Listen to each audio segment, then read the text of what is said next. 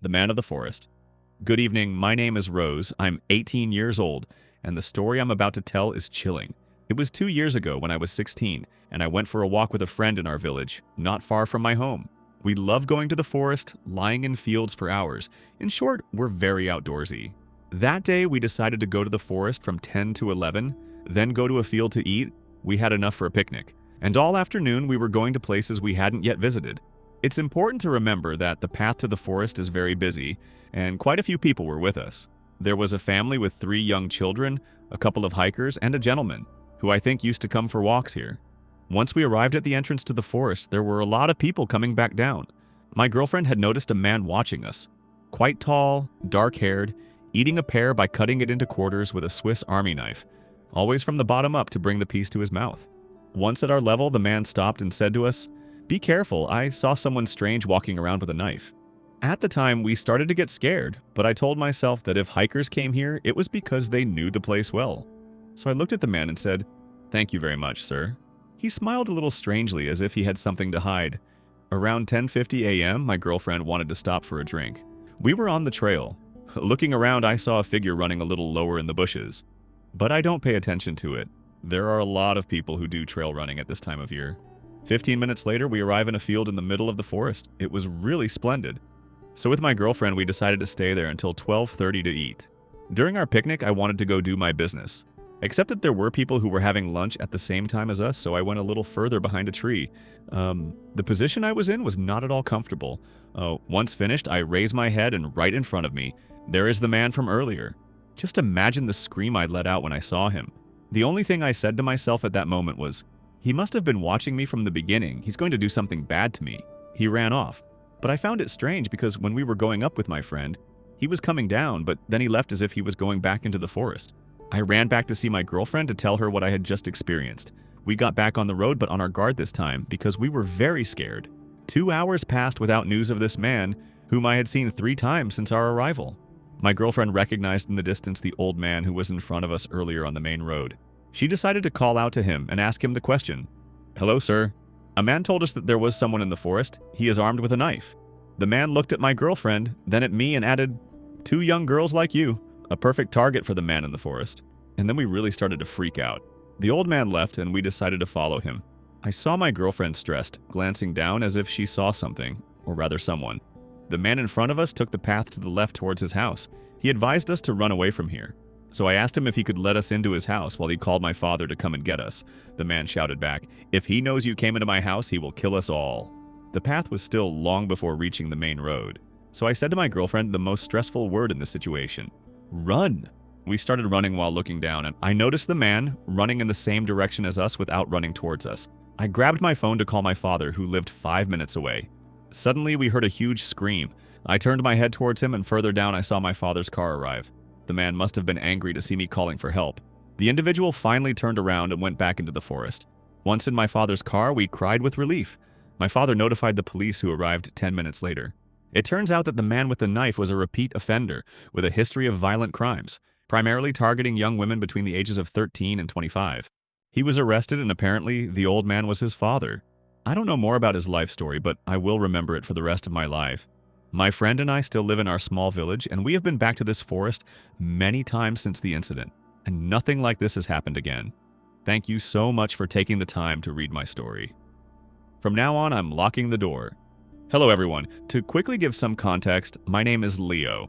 I'm 23 years old and I live in a studio apartment in a new, well-secured building. 3 doors with badges, codes before you can enter my building. But in a fairly working-class neighborhood. This story is very recent, as it happened to me on the night of Friday to Saturday, December 10th. Friday evening, a quick outing with my new girlfriend to the Lille Christmas market. We had a quick bite to eat in town and then went back to my place. At one point, jokingly before going to bed, I said something stupid to her like, "If you're not happy, go home." And she played along, pretending to leave, but she immediately locked the door. Instinctively, I checked to see if the door was properly closed because I hadn't heard it slam while talking to her. I was right to check because the door was still open, and I did something I never usually do. I locked it. I've always lived in houses or apartments that didn't have outside latches and that only had a key to open. Anyway, after that we ended up falling asleep around midnight, and that's when things started to get worrisome. Around 2:40 to 50 a.m., we were both awakened by the sound of a doorbell. The first time it woke me up, I slowly emerged before wondering what was going on. My girlfriend, who was still having trouble waking up, told me to go open the door because she thought it was 9 a.m. and that it might be a neighbor or someone. The ringing continued, becoming more and more excessive as if the person on the other side of the door knew someone was home. And my girlfriend and I were starting to wonder what the hell was going on. After a minute or two, I decided to discreetly look through the peephole, so I told my girlfriend to be quiet and I crept up to my door while the person continued to ring to open the peephole. And then this is where I really got scared and thought I was in a squeezy horror thread. Just as I put my hand on the door and was about to open the peephole, the person started scratching at the door. I was really scared at that moment and went back to bed to think. The doorbell was really getting louder and louder, the scratching too, and it was also starting to knock on tap. I decided to call the police. The noises calmed down, and when I explained in a whisper on the phone that someone was ringing and scratching at my door, it started again with a vengeance. I was told that the police were going to come. I explained that I was afraid that with the noise from the intercom, the person would become violent and that I didn't know how to get them to come back discreetly. After hanging up, the person started playing with the doorbell, pressing for a few seconds to make a long ding sound and releasing it to make a dong sound and knocking on different parts of the door. My girlfriend was panicking, and I was doing my best to reassure her, telling her that the police were coming, that nothing could happen to us. But I noticed something that was terrifying me. The hallway light had gone out, but the noises continued. The motion detector is right in front of my door and is really sensitive. The light comes on immediately when I open the door. So the person was standing there, motionless in front of my door in complete darkness, scratching and ringing the doorbell. Meanwhile, I opened my shutters, making as little noise as possible to watch for the police. The noises calmed down for a good 15 minutes, when all of a sudden, for a good minute, we heard noises that sounded like hammer blows, and it sounded like they were coming from the wall right next to my bed. After that, nothing. But I had one last scare when I saw a car stop and a girl in her 20s get out and go towards the residence to go inside. I'd already had the longest knife in my kitchen in my hands for a long time. And then I thought to myself, okay, if she runs into that weirdo, I'll have to go help her. Luckily, there was no noise, so I imagined she got home without a hitch.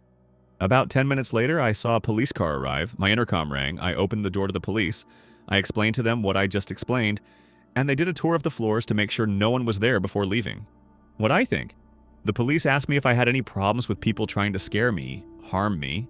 Absolutely no problems. They also asked me if it could be a drunk neighbor who had entered the wrong apartment. It's still possible, but for me, someone who enters the wrong apartment will at least try to put their keys in the lock, and not once was there a single sound of a key. Also, if a drunk guy rings the bell, he'll try to call the person he thinks is in the apartment. So-and-so, open the door, I forgot my keys. There wasn't a single sound of breathing, footsteps, not a word, nothing. I talked about it on my apartment building's Facebook group. No one else was woken up by someone ringing their doorbell, but some people did hear the hammering. On top of that, a few months ago, someone posted on the group a description of a strange man who comes in at the same time as other people and hangs around my building.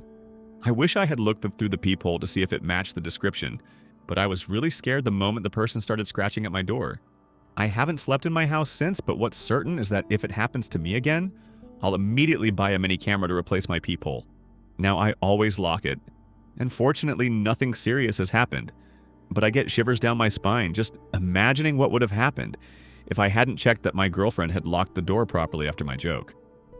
The strange man on my street. Hello, my name is Wilfried. I learned about this subreddit about strange and/or frightening encounters. So I'm going to tell you about a horrible event that happened about 3 years ago. I was living on the second floor of a building in Nancy with my boyfriend. Unfortunately, at that point, my boyfriend and I weren't getting along anymore, and we decided to take a break. He was away visiting his family for a few weeks, and I was staying in Nancy. I'm talking about it to make it clear that I was really not well. I was barely sleeping at night, to the point where night and day had become inverted. So one evening, I woke up around 3 a.m. I had slept all day. I got up and went to the kitchen to make something to eat.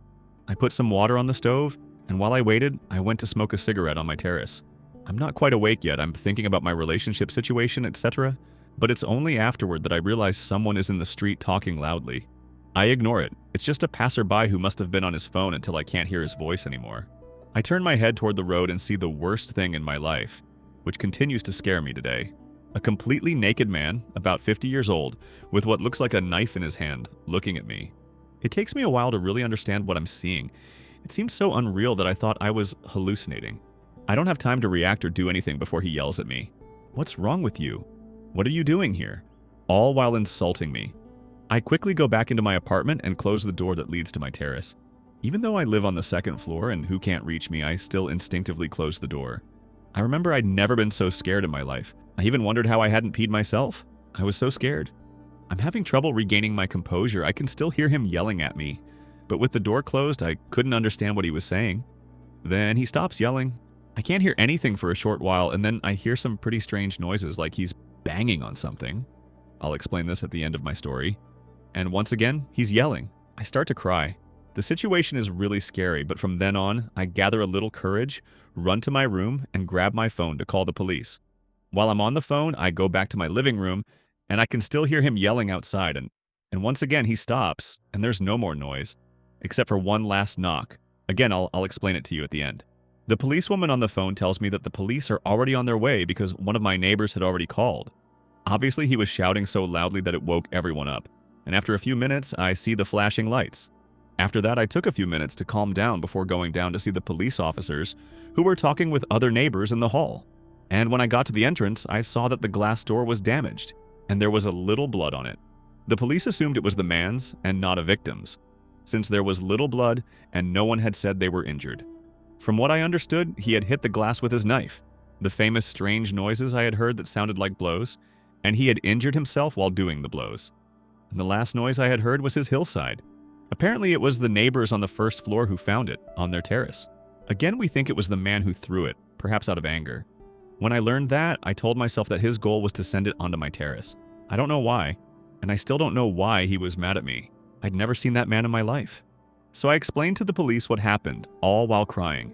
The night was incredibly long, and I called a friend right afterward to come get me, so I could sleep at his place until my boyfriend came back. I heard from the neighbor who had found the knife at his house a few days later. They arrested the man a few streets away, and he explained to me that this man had serious psychiatric problems. Without going into detail, he escaped the vigilance of his family, who normally keep an eye on him, that he had allegedly threatened a passerby on another street, and that now he's in a psychiatric hospital. But even knowing that, my boyfriend and I decided to move as quickly as possible to another city, and even today, I avoid going back to Nancy, and I've had nightmares for almost a year. And a word of advice for people who, like me before, don't see the point of seeing a therapist after an experience like this, or of seeing a therapist at all. Go for it anyway. Honestly, it helped me a lot. Today, I'm clearly less anxious and paranoid than I was 3 years ago. I apologize in advance for any spelling mistakes and hope my story was clear. While writing it, I had butterflies in my stomach, and I sincerely hope that something like this never happens to you. My former stepfather. Well, I'm not going to give my name or my age, but I need to talk about this story, which still affects me today. So first of all, my parents separated when I was 9 years old. A few months later, my mother met this guy I'll call Kevin here. At first, things were going very well. He played with my brother and me and was really nice to my mother. That was until my mother got pregnant by this guy. When she told us, we were super happy we were going to have a new little one in the family. It must be said that at that time, I was seeing my father every other weekend, and despite everything I tried, he was starting to distance himself from my brother and me. So I had a big wound of abandonment. Anyway, after my mother told us she was pregnant, she started looking for a new, slightly bigger apartment to accommodate an extra person. She quickly found one, but not in the same village as us, so we moved pretty quickly and changed schools too. I was pretty unsociable at the time, which meant it took me a long time to make friends. After 9 months, when my mother was in the hospital giving birth to a little one, things with this stepfather started to get weird. For example, it started with insults directed at me. And I remember being locked in the bathroom for a good hour with this guy in front of the door, telling me that if I went out, I was dead, threatening to hit me, etc. At the time I was 11 years old, my brother wasn't home because he was still in class. After that hour, locked in the room, I finally went out, not hearing any more noise outside. When I left, I went straight to my room and didn't come out again until I had to go to school the next day. My mother came home with the newborn and everything calmed down. But it didn't last long.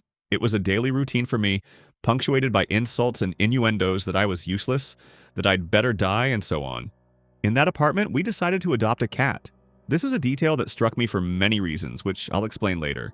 So we adopted this cat. He was really adorable and super cuddly, but unfortunately for him, while still a baby, he once defecated on a sweater that belonged to Kevin. And since then, my stepfather kept throwing him against the walls and engaging in other forms of violence. For one incident, my mother, my brother, and I had to leave for 10 days, and my mother decided to give our cat to someone to make sure we wouldn't find him dead when we came home. A year later, we moved again, this time to a house, and things became much more violent and much harder for me to bear. This man, if we can still call him that, started to have wandering hands on me to force me to sit on his knees. But besides that, he treated me like a piece of shit. And I remember a sentence he said to me several times, but the first time he threw it in my face was at a time when I was being yelled at for I don't really know what. Being hypersensitive, I was in tears, hiding under the table, and this guy said with a frightening cold blood, "You'd better die, nobody wants you here, go kill yourself, damn it." After hearing that, I just left to try to stop thinking about it. I remember that he used to be violent with my mother for having already raised his hand on me and my mother. One detail that should be mentioned is that he was always drunk. When he left for work at 4 a.m., he often came into my room thinking I was asleep, but it woke me up every time. And despite my complaints to my mother, there was never any reaction. At that point, I no longer spoke at school afraid of being yelled at, as was the case at home. I was very distant from everyone and acted as if everything was fine. Things continued like this until the child born of their union started school. So my mother decided to separate from this man and move back to the first village we lived in so that the child could start school there. Just before moving, the guy took me to a training session, and just before dropping me off, he said to me, this sentence still sticks in my head today. "Why are you mad at me? I've never done anything to you." Now I'm going to talk about the repercussions this man had on me, both self-harm and hospitalization. So after their breakup, I had insomnia every night. I slept 3 hours a night, waking up every 10 minutes. I was treated by 3 therapists for a year and a half until I reached a breaking point and did something drastic. It failed and led me to spend 2 months in a psychiatric hospital. There I was diagnosed with depression, and they discovered that I was hypervigilant at night. I am currently still severely depressed and being treated by therapists. Take care of yourself, and thank you if you read the whole thing. There are more stories like this waiting for you on my channel. So, if you enjoy true horror and the unsettling unknown, make sure to subscribe and check out my other videos. Stay safe out there, and I'll catch you in the next one.